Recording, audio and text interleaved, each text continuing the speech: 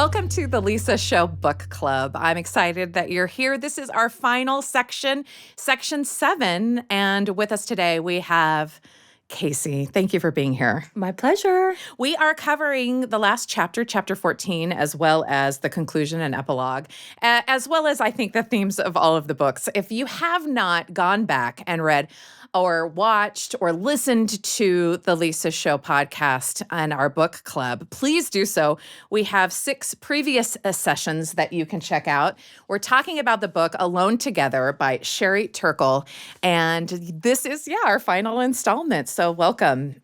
There's so much that we could talk about, the overall arching theme of the book, but I thought it would be kind of funny to start off with the different case studies that Sherry does when she has interviewed Cliff, and Cliff is like, can we go back to before texting? And I was like, oh, Cliff, no. Poor Cliff. No, poor Cliff, we can't. And I think a lot of people have that sentiment, like, can we ever go back? And I just don't think we can. It's never set right with me. No, we can't. We won't. We won't, will we? No. And I don't think that it's technology that's bad, but I think that sometimes the ways that we think we're going to use it, the problems we think it's going to solve don't. And I just think we need to reevaluate how we use it. Yeah, I think she's right. She says something. She articulates it really well. She says something like, it's not that bad. Yeah. It's just that we are not acknowledging the cost of it. Yeah. That's what's bad. Yeah. So, and it's pretty bad in some ways. But yeah, we're not going to go back. That's the other thing is it's like she said something about she doesn't like framing it as an addiction, like we're all addicted to our phones, because the only solution to the addiction is to like get rid of it. And we know we're never going to do that. So it's very hopeless. Yeah. To think of it like that. And she's more hopeful than that. Yeah, she's more hopeful than that. She's not just trying to be like a Luddite, like get rid of all of it, because she knows no one's going to. Right. It's like I'm never going to just eat no sugar. No. We don't live like that. We don't live like that. So, but it is, I always hate when they talk, she articulated that. I realized that I felt like that, but I didn't know that is why. No, I hate talking about it as an addiction and ruining society, because I know it's not like the solution is hard. Like, don't have a phone, but I'm not going to do that. No, well, and no one is. So here we are. So she has other solutions too, which are helpful, which absolutely. it is worth it to think about it in another way. And I do like the way that the book gets me to think about things in a different way. One thing that stopped me in my tracks was when she said that, there is a difference when you're talking to somebody, when they text you like LOL or ha ha ha ha, they text you that they're laughing versus you're really with them and you're really laughing. Yeah. And to me that just it just kind of summed up the connection that we're looking for in a different way. I was like, oh yeah, there's a huge difference. That was so poignant. That was so funny. No, because we had more than half our lives knowing that. But imagine our kids. The part that we read was the nostalgia one. Oh. And to have not had most of your life IRL, to have most of your life. So like my youngest and our youngest, Ellen and Margaret, most of their relationship, except when they were babies and we like hung out together, now they're mostly on FaceTime. Yeah. And that's the majority of their relationship. Yeah. So they have less, I think that's why they are nostalgic about it. They don't know the difference. And then when you are in real life, it's like more novel. Yeah. Yeah. So I think that nostalgia, they see it differently, but I think they wish, what would that be like to have someone laugh in real life at you? Well, and because they have so much information and they can access of what it was like to live in the 80s or whatever in a way that we didn't have when we were younger. We didn't have all of that knowledge. We, had, TV and books, but they have so much more access to it. It's almost like they have this sense of nostalgia for something they've never experienced. They don't really even know. And I actually don't think, so this is about 12 years old, this book. Yeah, and the reprinting is like 5, yeah. Yeah, so, and I like that. It seems like do you think the epilogue was newer? I couldn't tell when she wrote that. I don't know. But I actually don't think my kids now are as, I think with my youngest or my oldest, there was a little more nostalgia. He thought some of those things were kind of more cool. I actually think our youngest kids now don't really feel that nostalgic for the past because they think it was dumb and they are like, yeah, that's really weird that you did that. Yeah, so it is definitely changing our identities, our self-perception, and our relationships with people. For sure. And like she has convinced me in this book that we are alone together. That post-familial families, that I was doing that while I was reading this, like someone was in the other room with AirPods on, and we're all watching different shows on our different TVs and phones and stuff. And it's fun when I'm doing it. I don't want to watch some dumb show that I don't like, but I know. And so I'm like, great, I can put in my headphones and just do my own thing. But sometimes I do think, whoa, this is probably bad. Yeah. I think it is bad. I always think, well, what percentage do I have to be engaged? Which is not the right question to ask. I have tried to, when I'm talking to anyone, if anyone, a real live person in front of me, whether I'm out in public or I'm in my home or even in my bedroom, if a real life person is in front of me, I put the phone down. I do too. And I've gotten physically, better. I think that's an object isn't as important as a person right here. I think I can do that. And also because of our age, we lived so much of our life like that. What I loved is how she framed part of what we need to do is about manners. Oh, yes. Just having good manners. You know me. I love that part. I love that. I love manners. That's a way to package it. It's not like we're ever going to get rid of this addiction. We're not all going to throw away our phones. But just having certain manners, which even we're sort of old-fashioned about that. We would put our phones away. But I've gotten more and more used to it with people. And when they get a text, I think, oh, yeah, well, I'll just wait while you read your text. I'll just wait. You're constantly it does interrupted. seem more normal to me. You have to check your phone if your phone is ringing instead of saying, no, I'm talking to somebody right now. I'll call them back. I'm holding the line on some things, but I feel okay when I've gotten more used to people doing it to me. Yeah, but I try not to do it. Considered, I used to think it was so and rude. she points this out in the book, super rude. Yeah. If you were talking to somebody and you didn't have their full attention, and now we just absolutely 100% allow for it. But it is true, and you cannot. You can multitask, but you can't pay attention to two things at once. No, I love that she talks. You really can't. Well, you can multitask, but and we've gotten so. We think that it's so much more productive, and we think we're so clever for multitasking and answering emails while we're reading or listening, whatever we're doing all together. But she puts this point out, and we haven't talked about this in any of the book clubs yet. In several different chapters, she talks about how the research is clear. You're doing all of those tasks at a poorer level. Yeah, you're not fooling anyone. I can just scroll through while they're talking, my kids are talking to me. Yes. I don't hear them when I'm reading this. And even when I teach presentations to my college students, and we talk about slides and when they're talking, and it is true because I've done it.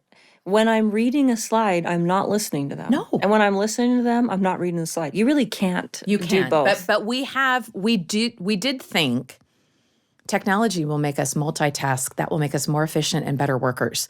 And the opposite is actually true. Yeah. And so I like getting science on that, like facts too. on that, to say, you may look super busy and have all these things, phones. Well, it's because you can do physical things like carrying a baby and making dinner and all of those things, but mental tasks, you can't. But you can do them halfway. But we're all expected to multitask at all times to get everything done. True. It is tiring. It is tiring, I thought.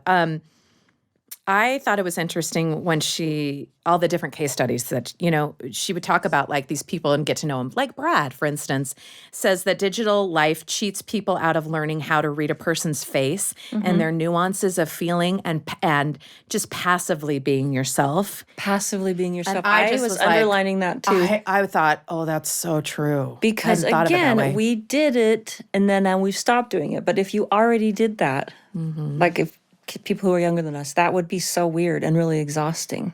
Yeah. And I don't know I don't like how it. I think it's not good. Because we've talked about like performative, cool, and listening to music is performative now because everything is public and everyone can see. And if no one ever saw your playlists, would you listen to different things? And if you never doing things just for a picture. Yeah. Yeah. I don't like that. And it's not good. And I really don't know the answer for that too, which, I like that she doesn't spell it all out. She's just saying, is this serving you and what it means to be human, or is it further disconnecting you? Like at different apps, if you're trying to get to know somebody, it's so easy there's so many rules that no one knows the rules to. I for sure don't know them. Like for different apps and what you should post and how you should present yourself and people are actively trying to deceive, as they do in real life. So it's no different online, but it's just complicated things that really to like get to know somebody, and somebody's like authentic self is is harder, I think, and we thought it would be easier with more abilities, like more apps and things. Yeah, things, places More to tech. post, places to interact with people. Yeah. We thought, oh, people will really get to know the real me. Yeah. And it's like harder, I think it is harder. don't you think? And I like when people like my things, and like it's fun.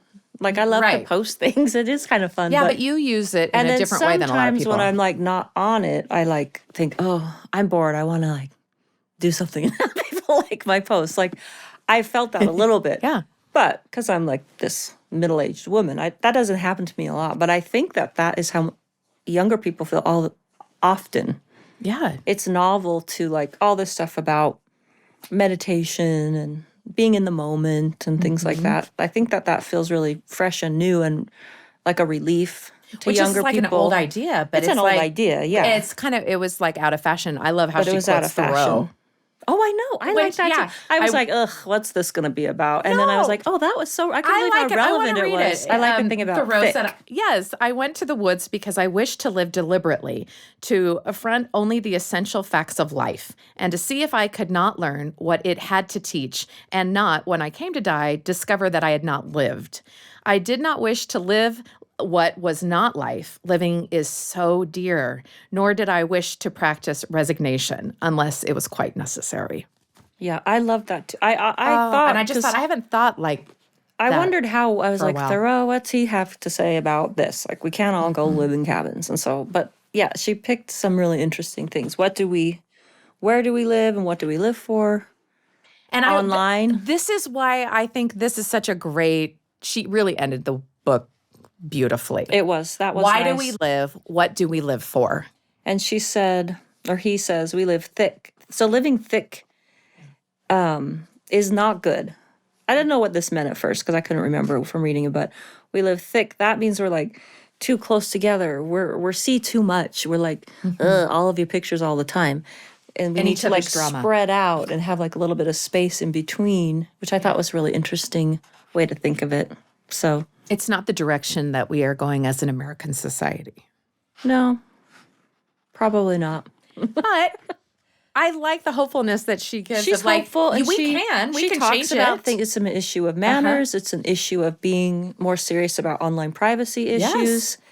and about being more conscientious and deliberate about how we use it. And she goes from the history, which is really fun because, as you know, I used Ask Eliza in 7th grade Yes. with your late husband, and it was one of the ways that we became friends. I love it when I they talk about Ask forgot Eliza. about that. You I guys don't know did. why but my junior high. Yeah. I mean, she's older, so she was, but I was a kid and we used it. Yeah. And I was reading, that's at the beginning of the book, but that was so fascinating. Chris and I used that. Yeah. But it was just such a joke to us, but we thought It was such a joke. But we thought it was so wonderful and it entertained us. And it's like the book points out, like all the scientists thought, well, how can we make this more human? We didn't care. It was alive enough. That's exactly No one what cares she if says it's in the human. book. Like we're She's like, thinking, kids oh, don't how care. can this replace real parenting? They don't care if They it's don't just care. alive enough. Yep. To do what you want and entertain you. And that's what Chris and I, we would just make jokes and we would, because it says things back to you to reframe your questions. And we used to write swear words too. I know. I remember him telling me that. I know, it was Well, no, so because funny. why wouldn't you? If you give it a, Which that's was what so, kids that do. was so wild, but like, so, I mean, we didn't swear in real life, but we figured out But that you would she was get a just robot to. spitting it back. And so, yeah, from the very beginning, all the things that adults are worried about. Yeah. Well, this can never take the place of blah, blah. But then the kids that don't have that framework already are just like, this is alive enough. I think this is For me why to I have liked fun the and be book so entertained. much, because it's that space between, she acknowledges and says, and draws attention to the space between what we think technology, we are asking of technology and how we're really using it. And Right. there is always a disconnect. And that's what is funny and interesting and sometimes tragic. And where she thinks that our conversation should go, instead of like, well, how do we use this? How do we use it better? And, Yeah, well, we all just need to get off of Facebook. yeah. And that'll solve it. It's like, no, we're coming because we're looking for connection. We're looking for an antidote to loneliness. We're looking to feel important and a sense of belonging. We want people to hear us and validate us and, all those kinds of things. And there's different ways to do that. Yeah. And we kind of like think technology will solve all our problems. And instead of like taking the long time to be like deliberate, well-adjusted, mature, thinking humans that are kind. Yeah. Which is harder. It's a lot harder. And she also talked about Oedipus, about how it punished for wanting like more knowledge. And I was like, oh, okay. That was like we just want all the knowledge. Like it's like, haven't we learned that sometimes you get the knowledge and you're like, and it wasn't that he wanted it. That's not the problem, is that he didn't acknowledge or know or care what the cost was. Yeah, he didn't understand that there is a cost to that. He got exactly what he wanted. Yeah, because we just want to do all these fun things and have it like be able to do our therapy for us. And I think there's always a tension between like the older people at the time who are worried and then the young people who don't care and have no scruples, so they just adopt it. Yeah. But then those people become the programmers and all of that. So then they have these issues, and the younger people are always the ones that are like, we don't care, it's going to be fine. And they're usually right, because it usually just changes and then it's fine. Well, and it's just like the push and pull in society, isn't there? Of like of different ages, different perspectives that we can like benefit each other. But now it's just like our society has become a larger group, not just, who lives in your neighborhood. Yeah. I thought it was interesting, too, that she said that loneliness is failed solitude. I underlined that, too. That's totally that's a perfect way to say it. Because, like, it is, and they don't know, if people don't know or can't achieve, solitude can be restorative and not bad.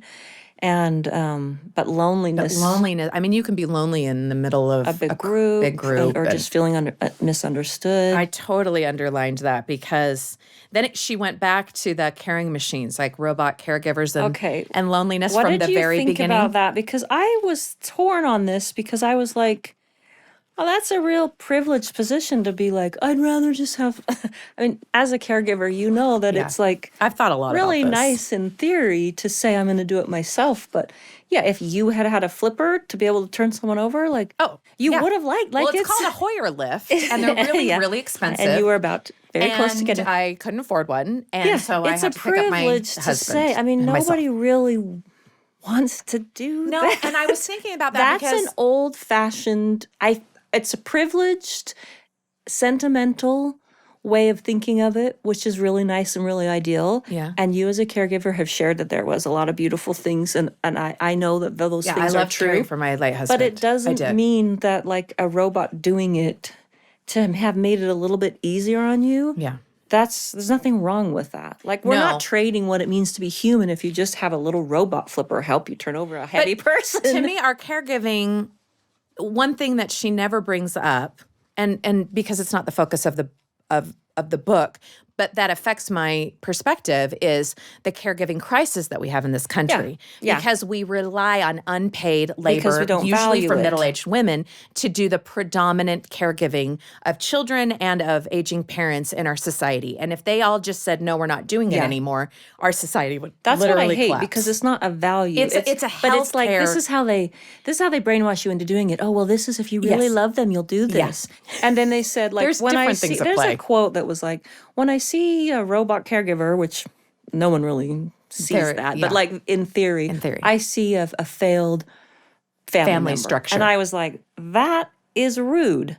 Well, because 9 out of 10 times it's the woman that is taking care of it. So it's just trying to make someone feel bad for not doing that care, which why don't we just pay them better? Or it is really important. And end-of-life care is so important. It is important. And like nobody can do it alone. I certainly didn't do it by myself. You can't. It's an overwhelming, when someone can't physically take care of themselves, you need more than one person to take care of them. And it isn't that you're less devoted or giving them a worse end-of-life experience. If you had a robot that could do it, well, you would have robots. You do would things. still be there. If Christopher my late husband could have had a robot to carry him around and talk, he would have loved it. It would have been entertaining. Actually, he did have a robot voice. I know, and they talked about it at the end of the book, and I was like, I didn't think of it that way. That too. But the way that his power chair and all the things that it could do with technology, the way that it was his voice and he could type out like just with barely moving his head,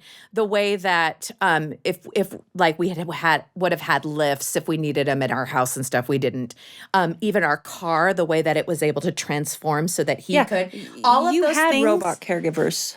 And he had a robot voice, and they And they all of didn't those things dehumanize helped any him of live them. longer and improved his quality of life And so a that he fuller could life, yes. Strengthen his relationship with his friends and family. Yeah, because he could It was talk for wonderful. so much And so longer. for me, I think that about part I was technology like, is it's the a best little, of it. I agreed. Yeah, that's why we want it. If we didn't have all of that technology, he would have died a lot earlier. He would have been more miserable. He wouldn't have been and able we to all talk. would have been. He wouldn't have been able to move. You wouldn't have been able to get him to places. Yeah. He talked to us. So I feel like when we're talking about like technology for like quality of care of life, 100%. But if we're talking about it to make me feel less guilty so I don't have to visit my parents in the retirement home or whatever, that's different. That's different. Different. Maybe the same. But also, do you? Would be nice. Just kidding. I just think that this is value that we're imposing on it from our time. What are our values? And you would still visit them. Yeah. It's not going to mean that you don't visit them, but you maybe just don't have to do a lot of the physical work. Well, think of it this way. This is how I think about it. Do you care about your parents less if when you go over and let's say they're aging and elderly and can't take care of themselves, if you hand wash their dishes or you use a dishwasher? Yeah, that's a good point. Does anybody care? It doesn't matter. That's how all of this is. See, this is how I think we should look about technology. It's they're like machines that help us, like a washing machine. Yeah. And that's their thing. Like some of the robot scientists are like, well, have we made a person? Is this empathetic? Yeah. And it's just like me and Chris, and we were like, we're just using Ask Eliza to kill time and do and stuff. entertain ourselves. And entertain ourselves. Kids. And now we're just using a dishwasher to wash the dishes faster. Mm-hmm. We're using a lift to lift up my husband who can't move. It's not saying this is your new wife. It's like this is just. Although some people do want to do that, and you do have to that stuff is weird. That so stuff. I don't know about that. Like, oh, I know about that. No, I say no. Yeah, I'm not interested in that myself. That was focused on a different chapter. And I was glad because it seems weird to me, but people, whatever. Well, and it begs the question that from the beginning of the book, is something better than nothing? Yes. So for people who have is no it alive relationships. enough? Is it alive enough? And that is an uncomfortable question. And who am I if you to don't say? have anybody to take care of you when you're old, is a robot better than nothing? nobody? It is better than nobody. But is that the kind of society we want to live in? No. So let's change society first. Let's pay caregivers more, and then let's see where we're at. First, we got to change healthcare. And if somebody's lonely. Okay, yeah. I love Lars and the New Girl. It's one of my favorite movies, and it goes in a different direction than you think it is. And we are talking about this in a different way because of movies and the stories that we tell. Disney and everything is we've all handled all of these. What this line of what will technology solve for humans in the future? Mm-hmm. What does it do? And I love it. And I want to end on Sherry Turkle's words. She said, "The narrative of Alone Together describes an arc. We expect more from technology and less from each other. Yeah. This puts us at the still center of a perfect storm. Overwhelmed, we have been drawn to connections that seem low risk and always continue to be our priorities. We shall be tempted by sociable robots, where, like gamblers at their slot machines, we are promised excitement programmed in.